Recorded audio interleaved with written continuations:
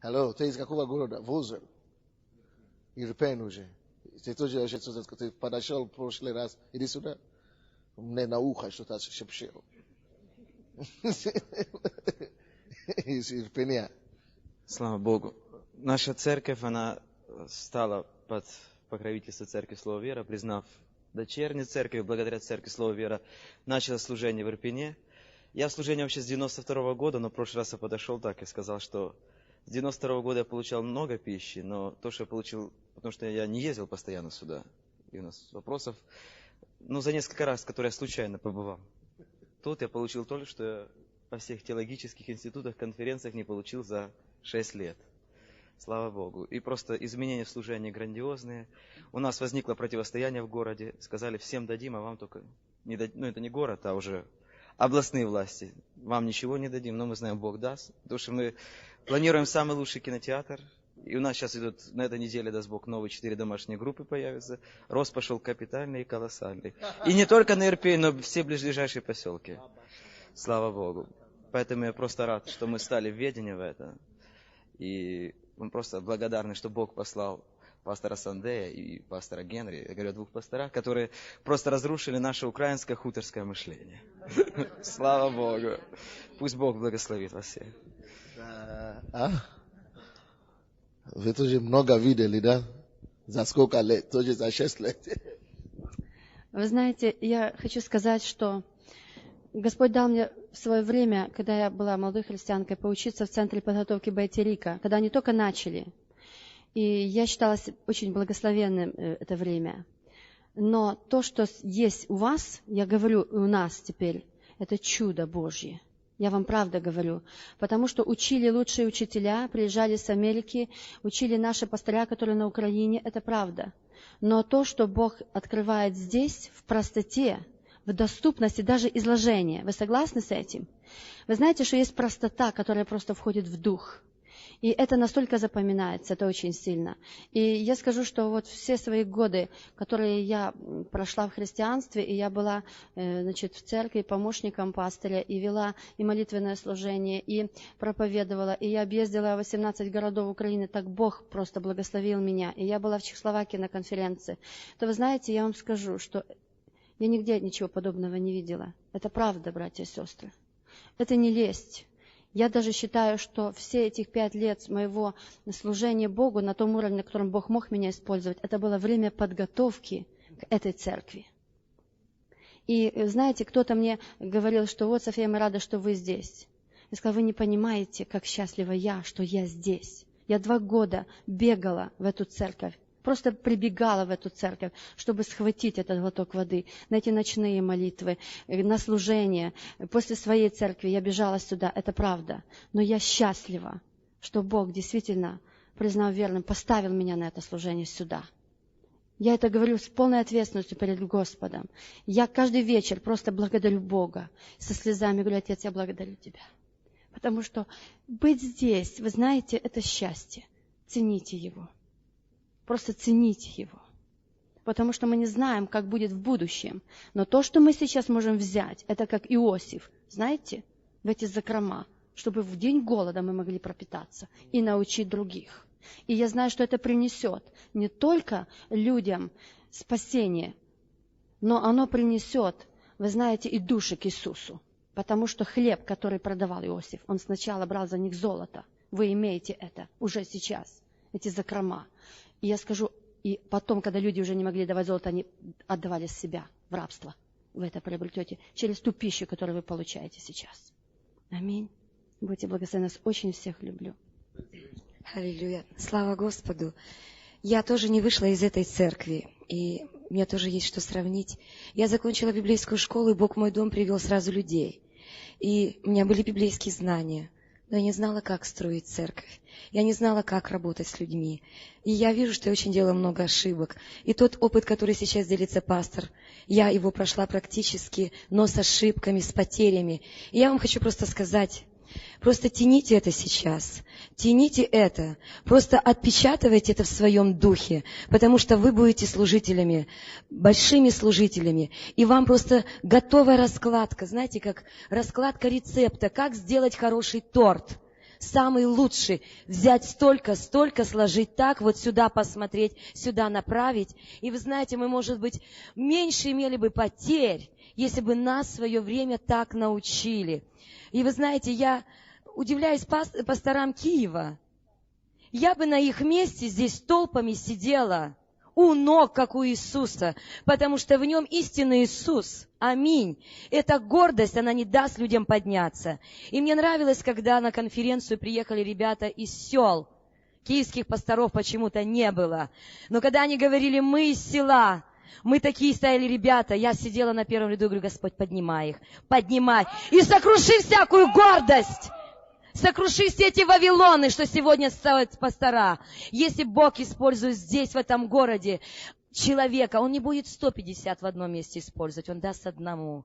Я хочу, чтобы вы молились за киевских пасторов, чтобы у них гордость вот эта была сокрушена. И они сели здесь у ног, как у Иисуса, и слушали. И я вам хочу сказать, я даже вам завидую, что вы с самых истоков, вы впитываете это чистое молоко. К вам не пришла никакая боль, никакая рана, никакое разочарование. То, что пришло, может быть, мне в свое время пережить. Я вам хочу сказать, иногда то, что мы имеем рядом, мы не ценим. Мы считаем, что это должное. Я вам просто хочу сказать, начните сегодня пастора любить, как вы никогда еще не любили. И начните его так ценить. Просто приходите домой и снова прочитывайте эти конспекты. Прочитывайте каждый конспект и молитесь за каждый конспект. Прочитайте конспект, посмотрите места Писания и на колени за этот раздел. Когда вы начнете служить, вы будете уже готовы. Просто послушайте меня. Не используйте мой отрицательный опыт. Просто возьмите, напейтесь. Есть столовая, есть кафе, а есть ресторан 5-звездочный, где есть пища. У вас 5-звездочный ресторан. Кушайте эту пищу. Не идите в кафетерий на ходу. Аминь. Вы знаете, я одна из тех, которая действительно стояла у самых истоков. И мне так больно видеть сегодня, что сегодня так мало людей здесь. И я хожу сюда каждый раз, на каждое служение, не потому, что сегодня такая какая-то привилегия, я живу напротив церкви. Я ездила и на Правобережную, и в Дарницу, и куда угодно я ездила. И, мы все люди, правда? И так вот получается, что, может быть, от того, что я уже намазолила ему глаза с самых первых дней в этой церкви, какое бы ни было собрание, Наташа Потопаева, и хорошее, и плохое, да сколько же можно говорить о Наташе Потопаевой? Дело в том, у меня такой характер, люди, которые подо мной, они не видят меня никогда печальной, но пастору, кому пожаловаться? Мама уехала, бабушки нет. Пастор, и я ему вечно звоню, я себя плохо чувствую, я то, я это. И, может быть, это уже вошло в привычку, пожалеть себя перед ним. И однажды пастор на собрании сказал об этом. Наташа мне звонила так часто, жаловалась на здоровье, тут у меня уже все и подошло. Я вообще человек, который умеет не обижаться. Он меня этому научил, пастор меня научил этому. Сказал однажды, обида не от Бога. Все. Я это приняла сразу.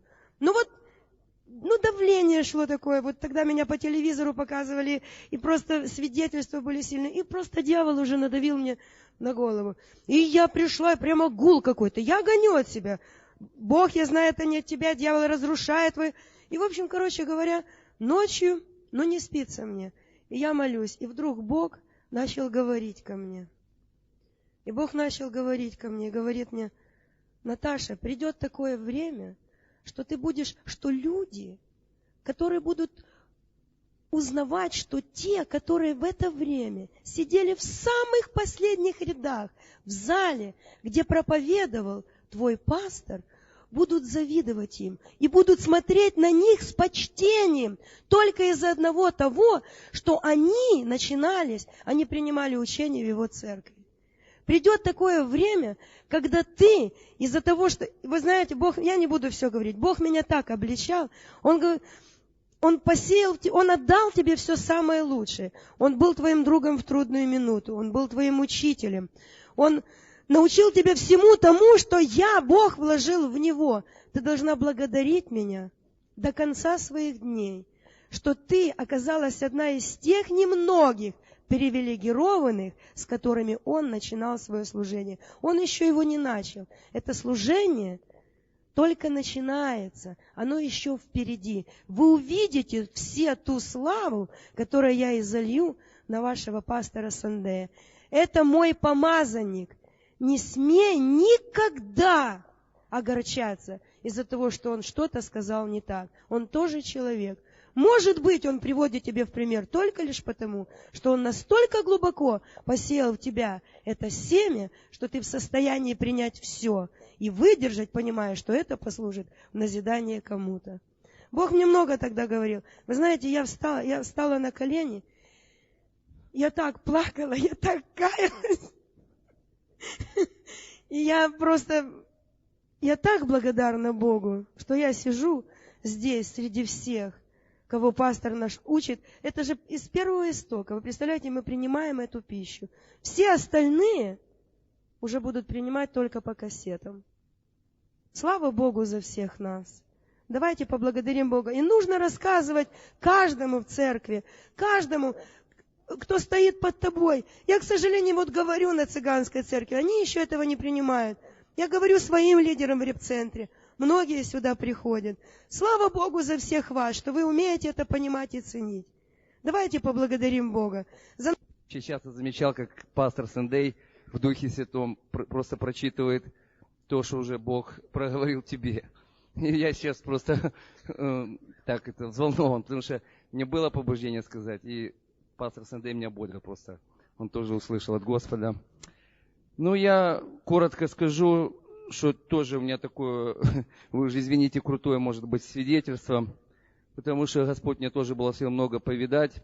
С 90-го года там у Ледяева и в Вильнюсе я учился у Гедрюса, и в Москве у Павла Савельева. И мне всегда было и жалко, и больно, и неприятно за Украину, потому что когда шло крушение Советского Союза, то Прибалтика, свободолюбивый такой народ, который и к Иисусу тянулся, и в основном там его не забыли. Они восстали, цепи эти сбросили. Кавказ воспламенился, и Россия. И когда я в 92 году приехал, у меня были проблемы со служением, потому что у меня было маловато любви. И мне тяжело было любить свою родную страну. Вот. Ну, вообще нас так воспитали, что для нас вообще Советский Союз был страной. И где-то там украинское что-то жило, и Бог просто его оживлял. И все вот эта система, тут эти лысые идолы ленинские и религиозность на Украине. И после примеров, знаете, Прибалтики или России, как-то тяжеловато было, когда не было таких ярких примеров, которые бы ободряли и зажигали, вот, стоять за эту страну. И часто думал или хотелось, что уехать бы отсюда, может. Вот. И когда Бог начал поднимать служение пастора Сандея, меня тоже очень быстро Дух Святой свел с ним, хотя еще из Измаиле нес служение, и мы на конференциях часто встречались, уже я чувствовал в духе, что это будет Господь делать. И я благодарю Бога, что, в общем, Он повел так все обстоятельства в моей жизни, что Он убрал меня с Измаила, перевел сюда. И я здесь даже считаю задержку сделал, что я оставался в Содружестве церквей Скала, потому что мне, собственно, надо было сразу в январе в прошлом году перейти сюда. Но я это сделал осенью. Вот. И просто, если так объективно посмотреть крупномасштабно на Украину, то посмотрите, кто за эту землю встал? Кто за эту землю встал? На кого эти все атаки КГБ, СБУ с православием пошли? Вот. Я-то давно, у меня с ними были своя битва. Но, конечно, я не был так Богом подготовлен, вот, и Бог меня не мог так использовать. И я поэтому очень это ценил, что Бог прислал человека, которого Он подготовил духовно, и который стал просто как патриот, как украинец, в этом духовном всеоружии. И теперь и церкви, города, села, церкви тянутся к пастору Сандею. Человек с черной кожей, не украинец, но он произошел украинца, он патриот. И действительно, я верю, что это придет время, когда государство тут так изменится, вот это христианское станет правительство, и какие-то, то Черноволу тут награды давали, но я уверен, страна оценит своих героев. И я все сердце благословляю вас, пастор Сандей, и благодарю, что вы меня приняли тоже осенью в церковь. Я вас очень люблю. Пастор Сандей всегда был моим другом, но в церкви, когда я стал, я начал чувствовать авторитет власти и силы, и Бог меня учил все больше и больше почитать власть. Действительно, мы должны быть очень послушны, потому что это власть от Бога, и она дает прорыв. Будьте благословенны. Я выходец из церкви Слова Веры. Мы начинали тоже, я ее начинал с самого начала, и я был администратором у Сандея. Потом где-то через год я перешел в другую церковь. Я не удрал, нет. Это был переход закона, и мы молились, и я пошел помогать. Я, можно так сказать, уходил, чтобы вернуться опять. Вот. И вы знаете, когда я стал пастырем церкви, что бы я ни делал, что бы я ни начинал, тот год, который я был в Слово Веры, он оставил, я вам скажу, самый решающий отпечаток. Где бы я ни учился, кого бы я ни слушал, сердце мое — это сердце любви, это сердце спасать людей, это то сердце, которое, это его сердце, Сандея. Он вложил в меня этот дух, это сердце. Аминь. И вот я здесь, чтобы продолжать дальше, чтобы сотрудничать, чтобы слушать его. Он мой пастырь. Аминь. И вы знаете, вот сестра говорила, что самая большая проблема у пастырей – это гордость. Я с этим полностью согласен. Эта гордость не позволяет некоторым пастырям прийти и послушать того, кто в чем-то разбирается. Вы знаете, я люблю профессионалов. Аминь. И я верю, что вы любите профессионализм. Если у нас ломается машина, мы идем. Лучше всего сделает профессионал. Вы знаете, Сандей, он большой профессионал. Он и в духовном плане, в организаторском плане. Это церковь, это самая большая церковь в Киеве. И я помню его слова, которые он сказал, что лучше стоять за сильным, лучше сотрудничать. Ты научишься. Это он не мне говорил, это он говорил всем, но я это принял. Аминь. И я рад быть с вами, я рад здесь учиться. Вот. И я молюсь за церковь Слова Веры, за Сандея каждый день. Аминь. И я желаю вашей церкви и всем нам, и пастырю Сандею всяких Божьих благословений, преуспевания и дальнейших успехов. Я знаю, что его еще большее служение впереди. Будьте благословенны. Откуда вы все знаете, делегирование власти, а что дальше? Что после? Мы закончили второй пункт, что как служитель, как пастор, как лидер. Когда ты уже, слава Богу, понял лидеров, ты делегировал власть, чем ты должен дальше заниматься? Когда у тебя уже появились помощники хорошие, слава Богу, чем ты должен заниматься дальше? Мы выяснили, что дальше мы должны, прежде всего, на первом месте, мы должны посвятить себя, не то лучше, мы должны посвятить себя Слову, вне молитве, так? Общение с Богом, потом мы должны посвятить себя Слову. И на третьем месте сегодня, третий пункт, после делегирования, что дальше? Я вам скажу сейчас. Третий пункт. Мы должны посвятить себе созданию лидеров. То есть то, что сегодня, между прочим, совпала тема подготовка лидеров и пасторская школа. Только случайно совпало. Я даже сам не знал.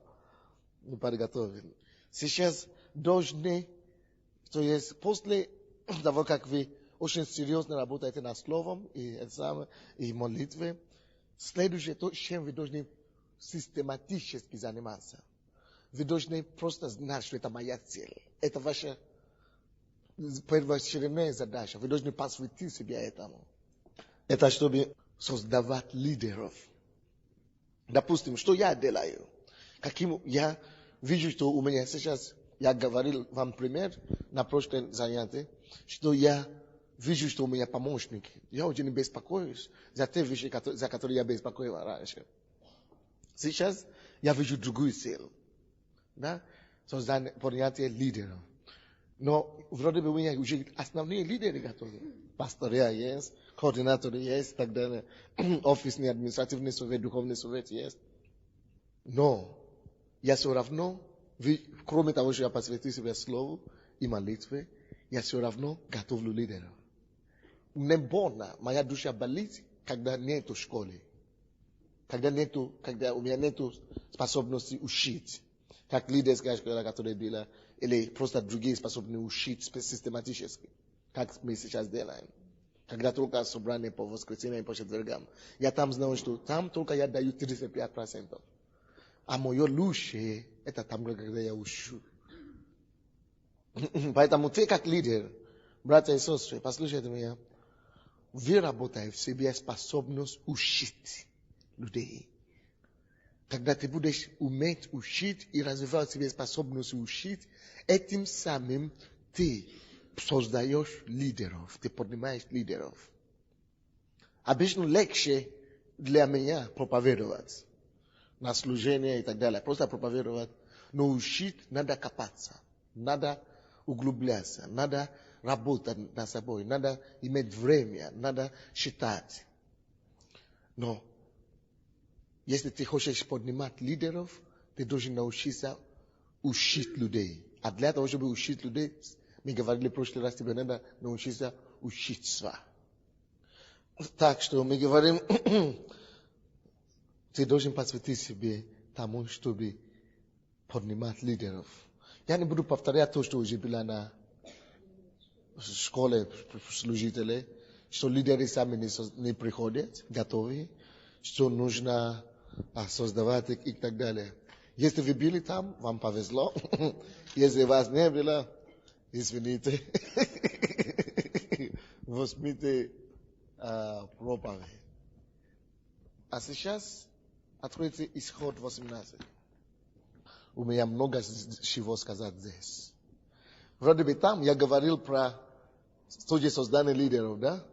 И здесь я говорю про то же самое. Но вы увидите, что здесь я пойду дальше, чем мы там видели. Исход 18:21. Это с этого места мы учили в прошлый раз.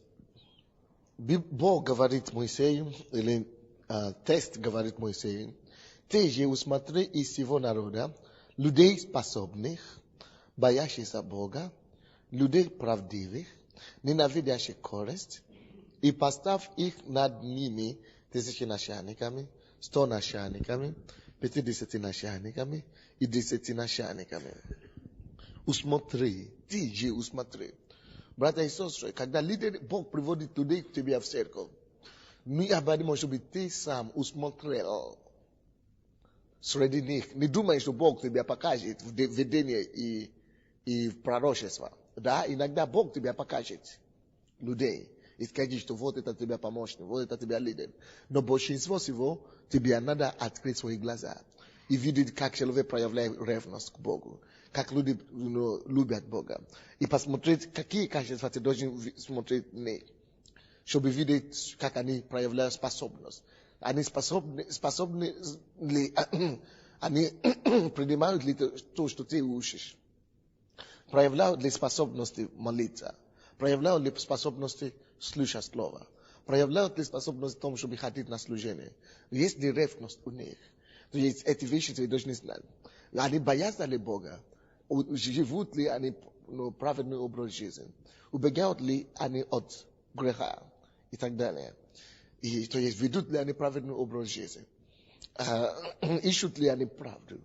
Ненавидят ли они корость? Ищут ли они своего? Или не ищут своего? То есть они ставят ли они на первом месте дела Божьи, Иисуса на первом месте?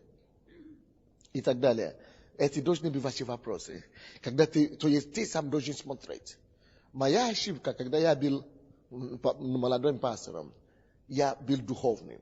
Я хотел, чтобы все было духовное. Я хотел, чтобы все было сверхъестественным. Чтобы Бог мне показал. Чтобы Бог мне все показал. Кто будет лидером группы порядка, пускай Бог скажет. Я молюсь. Господь, кто будет лидером прославления, Господь, я молюсь. Кто будет лидером домашней группы, Господь, я молюсь. То есть этим ты тратишь свое время. Тебе не обязательно все это делать. Тебе надо молиться все время, конечно, тебе надо быть духовный. Но кроме того, что ты молишься, надо еще открыть глаза и смотреть, и чтобы видеть. И то, что тебе надо смотреть, я уже вам сказал, в людях. Что тебе надо смотреть в людях. Какие качества мы видели только что. Аминь. Так что Моисей принял такие людей. И кроме этих всех качеств, о которых мы говорим, вы помните, я вам сказал, что вы должны понимать, усмотреть этих людей. Но даже кроме того, что у них есть эти все потенциалы, да, то, что я сказал, это всего лишь как бы предварительные качества. Вот то, что вы писали, то, что здесь перечислили, это Исходе 18, 21, что это всего лишь предварительные качества. Почва, чтобы принимать их, чтобы они стали кандидатами как бы на лидера, чтобы стать лидерами. Но потом, после того, как вы уже подобрете их, вам необходимо начинать работать над ними, чтобы они имели ваш дух. Дух церкви, дух пастора. Чтобы они вошли в одном духе с вами. Чтобы они вошли в одно движение с вами. Чтобы они получили видение, которое вы имеете от Господа. Числа 11, 17. Числа 11, 17. 16, 17. И сказал Господь Моисею: собери мне 70 мужей из старейшин Израилевых, которые ты знаешь, что они старейшины и надзиратели его, и возьми их к скине собрания, чтобы они стали там с тобой. Я зайду и буду говорить там с тобой. Я зайду и буду говорить там с тобой. И возьму от духа, который на тебе, и возложу на них, чтобы они несли с тобой бремя народа. Они один ты носил. Бог говорит, я зайду и буду говорить там с тобою. Слушай, братья и сестры, если ты лидер собрания, если ты лидер группы, если ты лидер церкви, ты должен знать, что когда ты стоишь в молитве перед Богом, когда ты стоишь в слове, прежде всего Бог говорит с тобою о планах, о перспективах, о видениях этой церкви. Ты есть муж Божий для этой церкви. Ты есть человек Божий для данного места. Поэтому ты прежде всего должен слышать от Бога. Поэтому ты прежде всего должен давать направление. Поэтому ты прежде всего должен давать видение. Поэтому ты прежде всего должен слышать от Бога. Ты не есть какая-то просто фигура. Фигура, как мы говорим, просто фигура, которая люди передвигаются. Пешка. Ты не пешка, который кто-то придет и скажет тебе: сделай так, ты сделай это, сделай так, ты сделай это. Там написано о Моисее, что Бог говорит ему: я сойду и буду говорить там с тобой. И Бог ему говорит: возьми 70. Хорошо, что он взял 70. Хорошо, что он послушался Господу. Но не 70 должны ему подсказывать, что делать. И его двигать туда-сюда, как пешка. Но 70 должен слышать, он должен сам слышать от Бога. Он должен, а потом он будет говорить 70. То есть, и что я имею в виду? Когда ты уже подобрал этих людей, которые имеют эти предварительные качества, которые мы сказали, это хорошо, они придут к тебе. Но когда они придут к тебе, братья и сестры, важно, чтобы ты начал слышать, говорить им то, что ты уже слышал от Бога. Важно, чтобы ты начал рассказывать им теперь видение церкви. Чтобы ты начал рассказывать им теперь, что Бог говорит. Чтобы ты начал им рассказывать теперь, что Бог тебе сказал, когда их не было. В начале церкви. Какие видения, какие цели, какие планы. Чтобы ты начал им говорить то, что Бог тебе говорит об этой группе, об этой церкви, об этом, об этой работе, которому они пришли. И через того, что ты слышишь от Бога, и говоришь им, и передаешь им, что-то произойдет. И твой дух, который Бог положил на тебе, перейдет на них. Они будут иметь твой дух. Это значит, они будут иметь твое видение. Это значит, что они будут иметь бремя, которое ты имеешь. Это значит, что они будут иметь движение, которое ты имеешь, направление, которое ты имеешь, стремление, которое ты имеешь, будет их стремление. Вы слышите меня? То это то же самое, что мы читаем здесь. И Бог говорит ему, я сойду и буду говорить там с тобой. И возьму от духа, который на тебе. То есть Бог будет говорить с Моисеем. И Бог говорит, возьму от духа, который на Моисея, и возложит на них, он возложит, Бог возложит на 70. Чтобы они несли с тобою бремя народа. Они один ты носил. Видите, Бог говорит, что я буду говорить с тобой, Моисей. Я буду с тобой говорить. И пока я буду с тобой говорить, что Моисей тоже что-то делает, то есть что-то произойдет. Моисей должен слушать от Бога, передать людям. Пока он будет это делать, Бог сам знает, как это сделать. Он возьмет от духа Моисея и подложит их, потому что они достаточно слышали от Моисея. Вот почему тебе необходимо сам создавать лидеров своих. В предыдущей школе подготовки лидеров, подготовки служителей, я только вам сказал общее. Что Иисус говорит, что следуйте за мной, я сделаю вас. То-то. Но сейчас я разбиваю это вам, чтобы вы знали, почему это необходимо. Потому что это должно произойти, когда вы будете говорить им. То, что Бог вкладывает в вашем сердце. Когда вы будете вкладывать в них, то, что Господь вложил в вас. Пока вы будете говорить им, пока вы будете рассказывать вашу сердце, вашу душу им, Бог сверхъестественно, мимо вас знает. Бог, который знает, как зашатает, защищает, что я это сказал? Да, который знает, как образует ребенок внутри. Да, Бог, который знает, как все это делать, как делать плод на земле. Он зашатит и сделает что-то, чтобы то, что у тебя в сердце, твой дух перешел на 70, на этих лидеров твоих. И когда твой дух перейдет на них, они начинают переживать за то, что ты переживаешь. Они начинают видеть то, что ты видишь. Oh, thank you, Lord.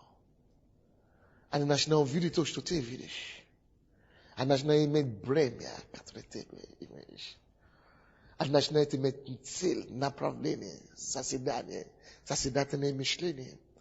Они начинают видеть дальше, чем они думали видеть раньше. Слава тебе, Господь. И это когда ты будешь говорить им. Когда ты будешь выкладывать то, что Бог вкладывает в твое сердце. И Бог берет от твоего духа на них. И этим самым они будут нести с собой бремя. Так что, братья, пускай твой приоритет будет создание лидеров. Пускай это будет твой приоритет. Сделать лидеров вокруг тебя. Тем больше лидеров ты создаешь, тем крепок твое служение, тем крепка твое служение, тем крепка твое призвание. В 24 стиха. Моисей вышел и сказал народу слова Господни. 24-25. Моисей вышел и сказал народу слова Господни. Видите то, что я объяснил вам? Моисей слышал от Бога, и что он делал? Он вышел перед народу. И собрал 70 мужей старейшин народа, и поставил их около скини. Так, и когда он говорил народу, собрал их и говорил народу то, что он слышал от Господа. В 25 стихе, что случилось? И сошел Господь в облаке. И говорил с ним. И взял от духа, который на нем, и дал 70 мужьям старейшинам. И когда пошел на них дух, они стали пророчествовать. Но потом перестали. Начали пророчествовать. То же самое ты должен делать. Работай над тем, чтобы ты слышал от Бога. Во-первых, мы говорили об этом в прошлый раз. То есть, когда ты молишься, всегда думай, всегда будь жаждем, чтобы слышать, какое направление твоя церковь должна расти, твоя группа, как она должна расти, как мы должны привести людей к Богу, как мы должны расти качественно, количественно, что нам делать дальше, что мне делать, что мне... То есть ты должен всегда задавать Богу вопросы, молитвы. Когда Бог будет это давать все, ты должен собирать своих людей и учить их, и передать им. Не просто учить. Вы знаете, есть много учителей Библии сегодня в этом мире. Слишком много даже. Они только учат. Но ты не просто должен учить теологии или библейские истины. Это хорошо, но это не все.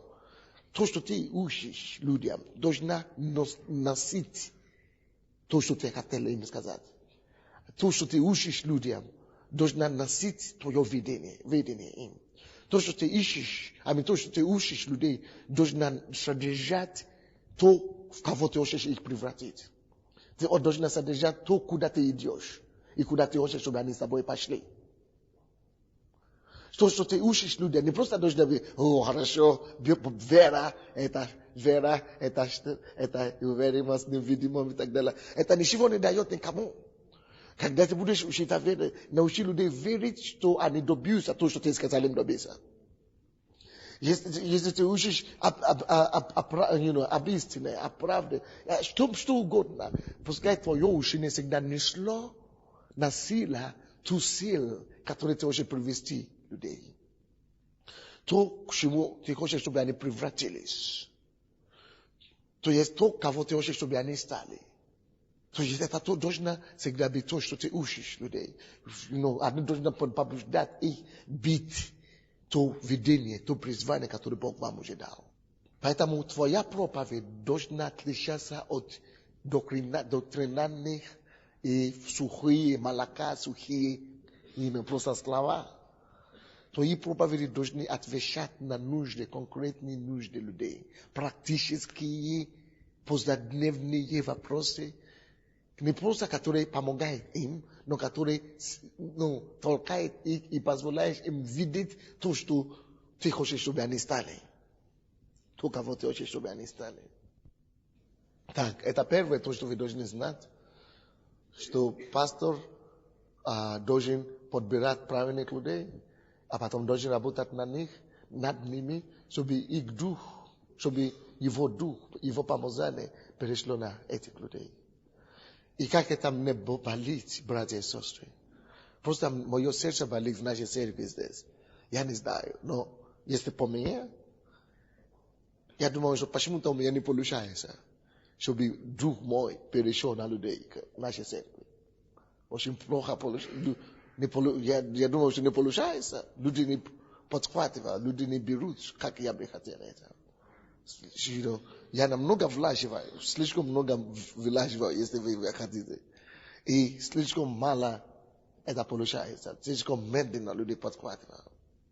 До последнего времени, слава Богу, Бог начал приводить. И я заметил что-то. Бог начал приводить просто людей из других служений, из других церквей. И если честно, очень часто они побыстрее подхватывают то, что я даю, чем те, которые всегда со мной. На самом деле. Потому что Бог все равно он должен сделать свое дело. Он не будет ждать кого-то. Поэтому беги, дорогой, беги. Действительно.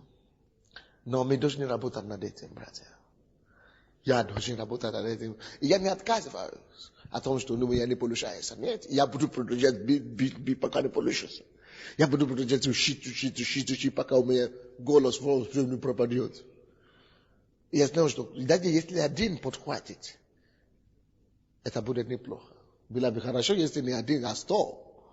Но, даже если один даже хотя бы, тогда я могу быть уверен, что то, что я делаю здесь, этот, который взял от моего духа, он сможет стоять, я могу стоять здесь, он может стоять на Троещине, или в Вышгороде, или где угодно, и творить то же самое, что я бы творил, если бы я там был. Это моя сила. У меня в начале церкви вышло это чуть-чуть. Именно в листе Сергея и Саши. Я не знаю, я разговаривал с моей женой однажды. Я говорю, в прошлом году я очень беспокоился об этом. Неужели, когда я их отпустил, я думал, что очень быстро я подниму других на таком же уровне. Но так быстро не получается. И после мне напомнило, что может быть естественные причины тоже есть. А мне начали говорить, что тогда ты был один, я приглашал их домой, они ночевали даже у меня. Они ребята, в отличие от девушек, женщин. Некоторые женщины тоже приглашал. Я был один, я проводил с ними время, любое время, это самое. Сейчас ограниченные возможности. Но как бы это ни было, я опять рад. Особенно после того, как я услышал сегодня. Я знал, что что-то выходит, что-то выйдет. И мы все равно Бог поднимет нас. Вещи.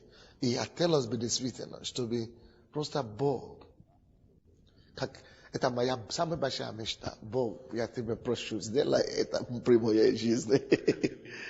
Чтобы помазание, которое Он мне доверил, силу, которую, просто силу характера, которую Он вложил в меня, чтобы она пришла кому-то. Не просто кому-то, ко всем нашим членам, просто к членам нашей церкви. Я не хочу, чтобы это было только у меня, естественно. Я не хочу быть единственный помазанник. Я не хочу быть суперзвезд. Я не хочу быть авторитетом или звездой. Я хочу, чтобы она была у всех. Мое сердце Бог видит. Я не хочу, чтобы люди меня уважали, потому что я больше помазанник. Нет, пускай она будет у всех. И я тружу над этим, чтобы это перешло как можно на больше всех. Но, наверное, может быть, есть причина другая, почему это не происходит так быстро. Может быть, потому что нам нужно работать больше над собой. А то помазание просто так не придет, люди не будут готовы взять его, они могут упадут или рухнуться и так далее. Но побыстрее, чтобы мы были готовы, была бы, для меня была бы мечта сбылась. Но это за один день не будет, я тоже знаю. Короче, вы тоже работаете над собой. Работайте над тем, чтобы работайте над своими лидерами. Работайте над тем, чтобы ваш дух, помазание, который Бог вложил на вас, чтобы они переходили. Амин. Чтобы они переходили на тех людей, которые Бог вам дал. Чтобы просто ваша жизнь не просто была единственным числом. Чтобы ваша жизнь не просто была, как, жил. А чтобы вы могли действительно вдохновить жизнь других людей. А то, что я говорю сейчас, посторонние люди бы сказали, что это не совсем так. Но, знаете, часто люди приезжают, и они говорят, даже если в другие церкви или на конференции церкви, они видят члены церкви Слова Веры. Они говорят, мы сразу знаем, что это члены церкви Слова Веры. Потому что отличаются. Что есть, они похожи на своего пастора. Или некоторые приезжают и говорят, мы видим, что все как ты. А я это не вижу. Потому что они видят только внешние вещи. А я знаю, что у меня есть внутри еще. Которые должны быть, которые я не вижу. Хотя есть кто-то, наверное, они видят что-то, если раз они уже так и говорят, наверное, они что-то видят. Что-то действительно, наверное, есть. Что проявляется иногда в других людях.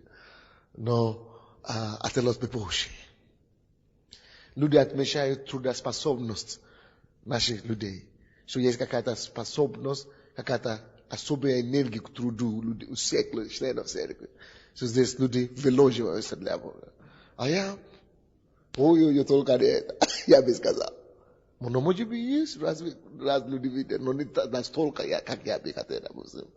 Что действительно здесь есть, люди говорят, что здесь есть любовь, люди действительно служат Богу, люди действительно ревность, что есть ревность, я говорю, да. Где это ревность? Но может быть пару людей. Но может быть действительно есть, но не настолько много, как я бы хотел. Я бы хотел еще больше. Потому что есть много резервы, которые у меня внутри. Как хотелось бы, чтобы она перешла побольше. Амин. Так что мы должны работать над этим. Я работаю над этим. Если ты лидер, ты тоже работаешь над этим. Амин. Окей. Следующее, это не 1-2, надо не номер. Но то, что я ищу, вторая истина, которую я бы хотел подчеркнуть вам. Что у вас никогда не получится, как пасторы и лидеры, поднимать лидеров просто так, говоря об этом или думая об этом. Вы должны создавать системы, структуры, как вам поднимать лидеров. Вы должны думать, продумывать систему. Допустим, я лидер домашней группы, или я координатор. Я хочу иметь 50 или новых лидеров. Как мне найти их? Тебе надо начинать думать на систему. Это значит, как мне это делать? Допустим, система, которая у нас в этой церкви, мы сказали, мы направляем все новообращенные. Ну, может быть, не все, но практически все. И мы влияем на них как-то, чтобы они все закончили курс для новообращенных. Через этот курс, следуя за Иисусом, они могут знать все основные базы, основные истины, фундаментальные истины для христианина. Чтобы они уже не отпали от Бога. Ты можешь знать, что да, если они усвоили этот курс, эти все учения, они все уже пришли к Богу, они уже останутся. Есть многие люди, которые не прошли их, которые двигаются дальше с Богом, но у них не будет насколько прочные корни, как вы бы хотели. Поэтому, если вы лидеры, перепроверяйте это у своих людей. У них не будет достаточно крепкие корни, как вы бы хотели. Это во-первых. Допустим, это система. Второй этап, той же системы такой. Это, допустим, то, чтобы они закончили школу подготовки лидеров, допустим. Это система, как взращивать. Так? Мы говорим систематически, надо построить систему. Так, третья система, как я вижу, это чтобы они получили практические навыки через лидеров домашних групп, которые должны поднимать лидеров. Мы всегда давим на лидеров, поднимите лидеров, у вас должны быть заместители и так далее. Это тоже как это в этой системе, структуре. Это третий как бы шаг. А потом четвертый шаг, чтобы люди стали лидерами, они должны все закончить лидерские школы. Есть школа в кассете. То это система конкретная. А потом, помимо этой всей структуры, мы видим, что еще у нас есть, допустим, миссионерская школа, есть библейская школа, есть Иисус Навин, есть сила Божия, есть пасторская школа, есть эти все уже тоже системы школы.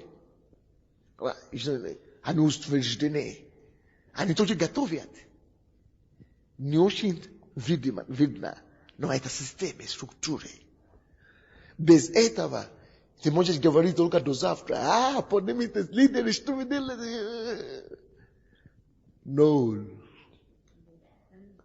И даже внутри этой же церкви. Если ты думаешь, что лидеры поднимутся, потому что они учатся в Иисусе Навина или силе Божьей, то же no. Тебе самому нужно будет еще от тебя одно занятие или что-то такое. Какая-то система разработана для них, чтобы они именно стали такими, как ты хочешь теперь, чтобы они стали. Поэтому, когда вы видите я как пастор, что мы создаем того, не думайте, что мы просто делаем развитие, что мы просто... я не делаю развитие. Я не создал библейскую школу, потому что я хочу, чтобы по церкви слова веры была библейская школа, или чтобы того, чтобы просто развиваться, развить направление. Нет. Я не просто делаю, потому что все делают престижно. Нет. Я стратегически мыслю. Я знаю, что мы идем в арабский мир. Я знаю, что мы идем в Китай. Я знаю, что мы идем во все континенты мира. Я знаю, что что-то... Я знаю, что у меня судьба, нации.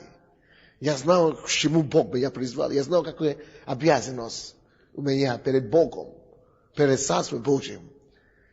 И все это я делаю с учетом 10 лет, 15 лет отсюда. Короче, как лидер или пастор, поднимать лидеров не только должна быть на слова у вас. Должна быть система. Я могу смотреть много места Писания. Допустим, я не буду смотреть, извините, я не знаю, что с моим голосом случилось. Я не буду открывать, но вы можете писать Филиппийцам 2:20. Павел говорит о Тимофее, что у него нету такого равноусердного, как он. То есть Павел готовил Тимофея. Он работал сосредоточенно, работал над ним. 1 Паралипоменон 12:22. Давид поднимал своих лидеров. И он работал над ними усердно, чтобы они сложились как лидеры у него. От Луки 6, 12-13 стихи. Иисус потрудился над теми, которые он сказал, следуйте за мной, и я сделаю вас для самих людей. Он работает над ними. Ваши лидеры должны быть рождены. Или они должны быть омытыми или укунутыми в видение церкви. Они должны быть укунуты, они должны укунуться в видение.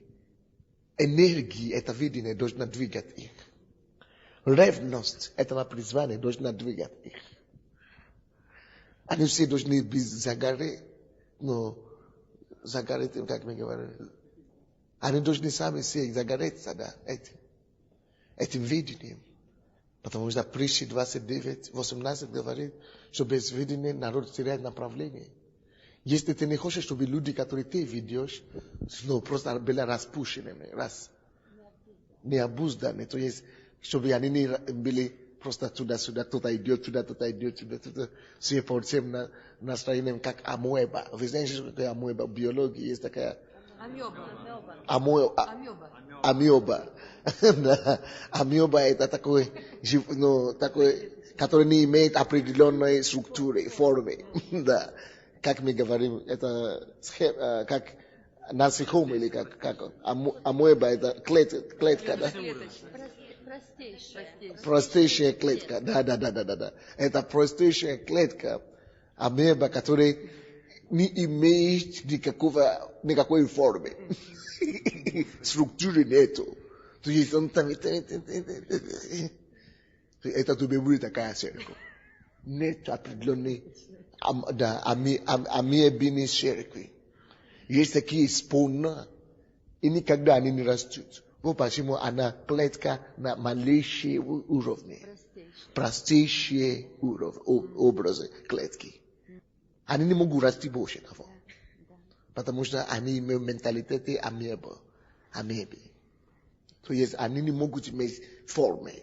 А когда люди не организованы, они распущены. Вы слышите, что я говорю? Поэтому, чтобы твоя церковь не была такая, чтобы твоя группа не была такой, чтобы не осталась такая маленькая клеточка, чтобы она была ячейка на самом деле. Надо, чтобы она окунулась в видение, и надо, чтобы она двигалась, потому что ты говоришь, то, что ты принимаешь от Бога. Они должны быть окунуты в принципах дома, принципах группы, принципах вашей церкви, на чем вы строитесь. Они должны быть из дома, они должны быть поняты из дома. Бытие 14:14. Авраам услышал, что сродник его взят в плен, вооружил рабов своих, рожденных в доме его, 318, и преследовал неприятелей до Дана. Отметьте себе, кого он взял. Сродников даже. Да, которые что? Рожденные в доме его. Слушай, это привилегия и обязанность для тебя иметь рожденных в твоем доме. Рабы, которые рожденные в доме, они отличаются от тех, которые искуплены из какого-то чужого дома. Вы слушаете меня? Поэтому ты должен рожать твоих лидеров в твоих видениях. Ты должен рожать их в твоих призваниях. Ты должен рожать их этим, то, что ты получаешь с неба, вещи, свежие. Не перекупные, не передачные. не передатчиков, не те, которые просто переданы, их ухвачены откуда-то, перебивщиков. Они должны быть рождены в доме его. Вы слышите меня? Откройте также 2 Паралипоменам 4:20. 4:20. И светильники, и лампады их, так, и светильники, и лампады их, чтобы возжигать их по уставу перед Давиром из чистого золота. Братья и сестры, светильники и лампады – это то, что ты даешь людям. Свет, слово, видение, которые люди должны быть окунутыми. И это то, что сделает их чистыми золота. Чистыми для тебя. Они сделают... Знаете, какая цена чистого золота? Твои лидеры будут возле тебя как чистое золото. Если ты будешь вложить в них учение. Если ты будешь вложить в них видение. Если ты будешь вложить в них то, что ты получаешь от Господа. Они будут очищены. Таким образом, чистота золота, чистота видения, чистота, они будут нести чистота видения, которую Бог тебе дает. Они будут нести это, именно то, что как так ты передал им, так они будут нести. Без чужих грязей или так далее. Потому что ты вращивал их сам. Ты поднимал их. Ты вложивал в них. А кто из вас знает, что дорого стоит цена чистое золото? Вот такими же ценными станут потом твои лидеры. Почему я могу теперь гордиться тем, что у меня все нормально, как пастор, как лидер? У меня нету бунта, у меня нету бунтовщиков, у меня нету разных мысленников, у меня нету у меня все нормально как лидер. Потому что я не подхватил их оттуда или откуда-то. И когда даже они приходят, я говорю, сиди и слушай. Ты должен быть переворен, ты должен, это светильник, должен возгореть, чтобы все. Ты должен быть переварен в этом слове, в этом самое. Поэтому я не спешу людей, которые ищут просто брать откуда-то. Я не с энтузиазмом это делаю. Сначала они должны быть окунуты здесь полностью, переварены. Тогда они становятся чистыми, как другие, могут идти как команда. Тогда они не создают тебе проблемы. Не слышите? Я не знаю, я чувствую, что то, что я даю вам, наверное, слишком серьезно для вас, да? Вы сможете их использовать, нет? Для пасторей, наверное, нормально, но остальные я не... Потому что здесь в основном не пасторы. Хорошо, может быть, пригодится через 10 лет. Но все равно, да, пригодится. Амин. Все равно пригодится, да. Так что это значит, это сделает твоими лидерами такими, чтобы они могли иметь сильную идентификацию своей церкви. Что это значит? То есть они смогут отождествлять себя с твоей церковью без проблем, без комплекса. Они смогут сказать, потому что они возрождены здесь. Они, переварены здесь. Они, купались в этом видении. Тогда они могут себя отождествлять с этой церковью без комплекса, без стыда. И они могут вынести все. Они готовы пережить гонение за эту церковь. Они готовы пройти через огонь и воды. Потому что они знают, за что они стоят. Но видите, когда речь идет о нашей церкви, допустим, я сам удивляюсь, почему люди в церкви еще остались после этих всех гонений. Почему я удивляюсь? Потому что я знаю, что у меня не было с ними достаточно времени. Если честно, я не вложил достаточно людей из церкви. Я даю им столько, сколько можно за час проповеди в четверг и за час проповеди в воскресенье. Это слишком мало. Но оказывается, что это достаточно, чтобы они удержались. Но на самом деле слово это делает. И когда ты действительно уже владеешь, особенно в лидерах, ты можешь быть уверен, что они пойдут от в исподне ради тебя. Поэтому я начну очень серьезно говорить и учить на эти дни, даже в собрании, даже в церкви. Я уже начал чуть-чуть. В четверг кто-то, наверное, был. И вообще, я уже начну просто очень серьезно вести на уровне вещи, которые были. Просто я иногда жалею новых и новообращенных, поэтому надо чуть-чуть там усмириться. Но я начну чуть-чуть вещи, хотя бы чем было, чтобы просто это поможет всем. Короче, таких людей, над которыми ты работаешь, они тогда видят себя как команду, потому что они все перекупались в одном видении. Они все видят себя как одну команду, поэтому легко для них иметь одна миссия, одна цель, быть единым.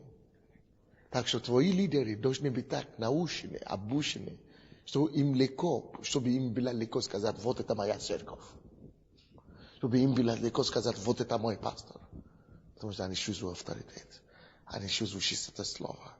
Они видят, что этот человек говорит как оракул, как Божий, как уста Божий, как там есть слова в Исаии. Что они говорят как сосуды Божьи. Как Божьи сосуды. Когда они увидят, что ты говоришь как Божьи сосуды, они будут стоять за тобой, ценой. Я хочу вам дать то, что вы увидите в таких лидерах. Я уже дал подобное раньше, но когда вы работаете над лидерами, как вам знать, что у вас сложились лидеры, хорошие лидеры? Не просто словесно, что ты видишь, как они проявляются в церкви, и скажешь, это хорошо. Но я вам хочу дать некоторые вещи, за которыми вы можете замечать. Когда вы увидите, после которого вы сможете сказать, да, у меня сложились лидеры. Вот это у меня лидер. Хороший лидер, он будет достаточно смиренный. Достаточно смиренный, чтобы принимать твои облегчения. Допустим, сестра Наташа говорила сегодня о том, как она расстроилась, когда я говорил про нее и сделал из нее пример прямо на лидерском. Вы знаете, я это не делаю обо всех. Я обычно привожу примеры, но очень редко называю по имени. Но я нахожу, когда я называю имя кого-то, допустим, Славика я называл его, и это потому, и кого-то еще, я могу назвать кого-то, это потому что я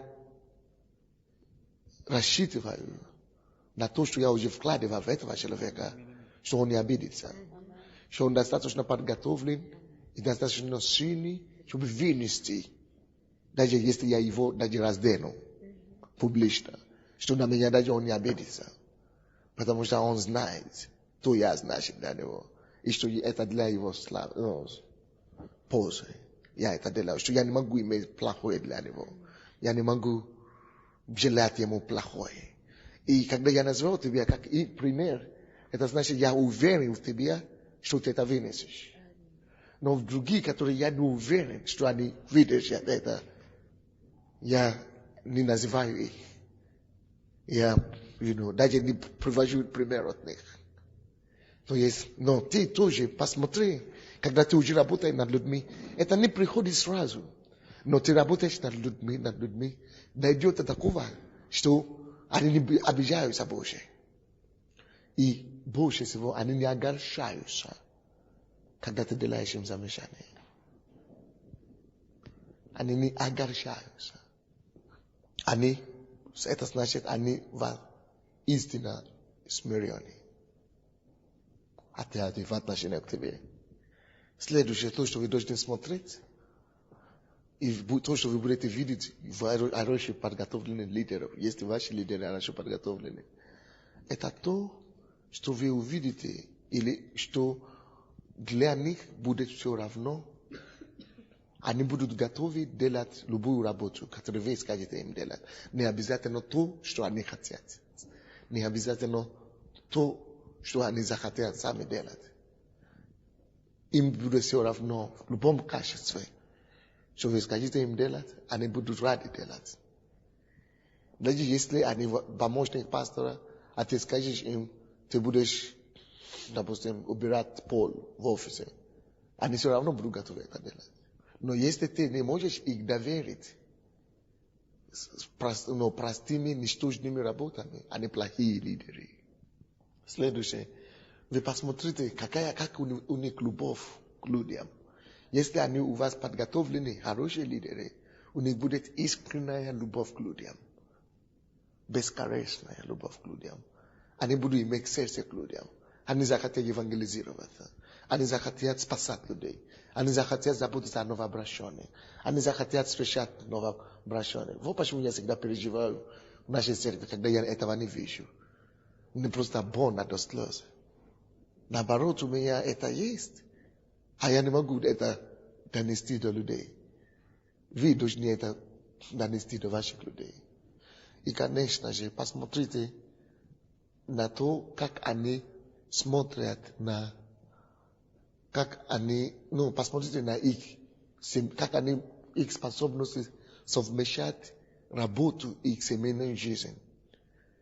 Что вы посмотрите на то, как они совмещают это, что их семья не страдает от их служения, и их служение не страдает от их семьи. То есть, как они смогли с успехом балансировать сочетание между служением и семьей. То есть, это очень важно. Очень многие люди пошли за Богом, и у них разваливается семья. И многие люди тоже пошли к женам, и разваливается служение. Посмотри, если это действительно твои люди, которые воспитаны в духе, которые ты учил, духе лидера, то они будут иметь сочетать это два. Без ропота, без проблем. Не рекомендуется людям, которые не могли разрешать их эмоциональные проблемы, чтобы они тоже были лидерами. Если ты работаешь над людьми, и они не могли урегулировать свои эмоциональные проблемы, очень ненадежны будут как лидеры. Одинокие женщины, которые всегда жалуются о том, что они одиноки, о том, что им без мужчины плохо, что у них нет, плачут по ночам, что у них нет мужей, они будут плохими лидерами. И безнадежно, и ненадежно для тебя ставить их своими лидерами в больших положениях. Потому что однажды ты услышишь, что они упали в блуд или прелюбодеяние. И то же самое с мужчинами. Конечно, они тебе не будут говорить некоторые из них, что у них проблемы. Чаще всего те, которые говорят и исповедуют тебе, и рассказывают тебе о их эмоциональных проблемах, чаще всего на этих нужно доверять. Обычно падают те, которые не говорят. Но ты как лидер будешь все равно знать. Но люди, которые достаточно смиренные и искренние, чтобы тебе рассказывать, обычно, ты знаешь их души, ты знаешь их возможности, способности. И то есть наоборот, эти люди, ты будешь больше всего их знать. Но есть люди, которые имеют эмоциональные проблемы. У меня проблемы. То есть, откуда тебе знать эмоциональные проблемы? Что есть люди, которые больше всего переживают за свои проблемы, чем реальности Божьей способности решать. У них нестабильные эмоциональные ситуации. Люди, которые больше всего переживают за своих проблемах. Люди, которые больше всего переживают о своих обстоятельствах, чем о способности Божьей уладить и решить их. Люди, которые замечают проблемы больше, чем ответы. Они эмоциональные, нестабильные люди. Они эмоциональные, нестабильные люди. И это может быть,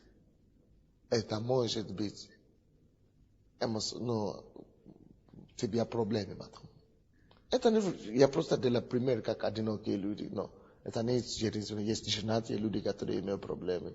не такие, допустим, переживал постоянно о своих детях, переживал, допустим, о своей работе, или о том, что у них нет работы, или переживая о своих членах домашней группы или что-то, которые возвеличивают свои проблемы, своих неладностей, или как мы говорим, неполадка.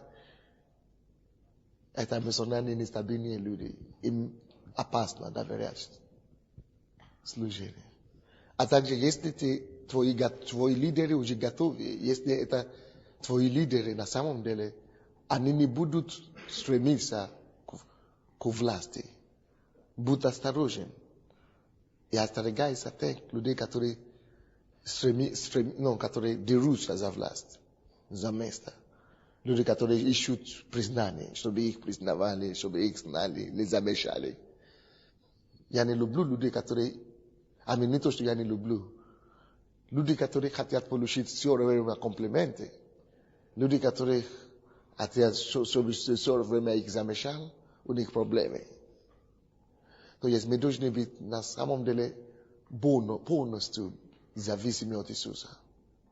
Мы должны быть твои лидеры должны быть достаточно духовные, трезвые, чтобы не обижаться, когда ты их не замечаешь.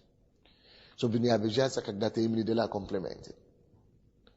Чтобы они были достаточно взрослыми в духе, что они могут перемещаться, они могут, и так смириться, и так смириться. Вы понимаете меня? И когда ты делаешь им комплименты, то они не попадаешь, что пастор любит меня, допустим, или что-нибудь, и не превозносится, допустим. Я лично так делаю иногда. Иногда я вижу, что я уделяю кому-то слишком много внимания.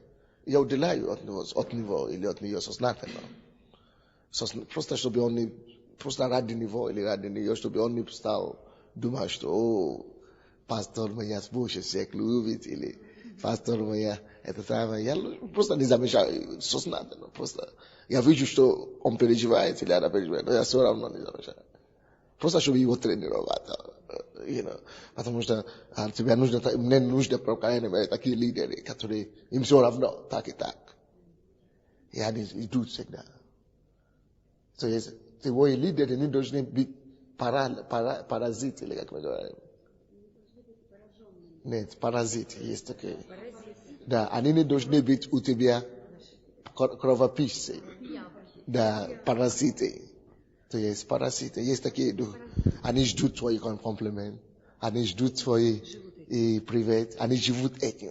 Пастор хорошо смотрит на меня сегодня. Ерунда. Хорошо, если это так, хорошо настроение, но не за что этого жить. Если этого нету сегодня, я упал в депрессию. Это паразиты духовные есть. И твои лидеры не должны быть. Что? Да. Ты можешь стать, на месяц максимум.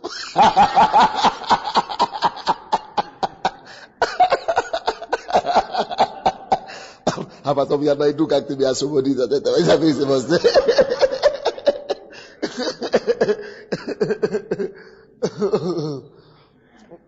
Мы должны все быть паразитами у Иисуса. Мы все должны быть паразитами у Иисуса. Как называется, источник, от которого паразит зависит? Кто из вас биологию изучал? Симбиоз, да. Единственный симбиоз у нас должен быть Иисус. А мы паразиты у него. Я забил уже, наверное, 15 лет учил это давно. Не употребляли их так часто. Симбиоз, да. Хорошо, дальше. Следующее, да, я уже заканчиваю. Следующее, братья. Следующее. Посмотри на людей твоих. Смотри, как они проходят через испытания, которые неизбежно придут ко всем потенциальным лидерам. как они переходят, как они переживают, как мы говорим, как они проходят, как они, как они переплавляются, как с ними это происходит, как они реагируют на это, как они, ты должен наблюдать за ними. Это будет у всех. Что они говорят? Я уже умер, я больше не могу закончить жизнь самоубийством. Да, это нормально для всех. Я тоже говорю так. Но если ты говоришь им, ты поддерживаешь им, ты говоришь им слова утешения, как они реагируют? Они принимают твои слова или все равно что есть? Это все у нас бывает. Мы все должны пройти через это все. Но если он говорит тебе, нет, все хорошо, у меня ничего нет, это ложь. Это тогда, знаешь, у него проблема. Это большая. Потому что все должны пройти через какие-то ломки. И ломка больно, не скажи, что не больно. Это лишь Америка, и ты говоришь, что не больно. Это у нас все больно. Господь, во имя Иисуса, мы благодарим Тебя за слово сегодня. Помоги нам, Господь, поднимать лидеров.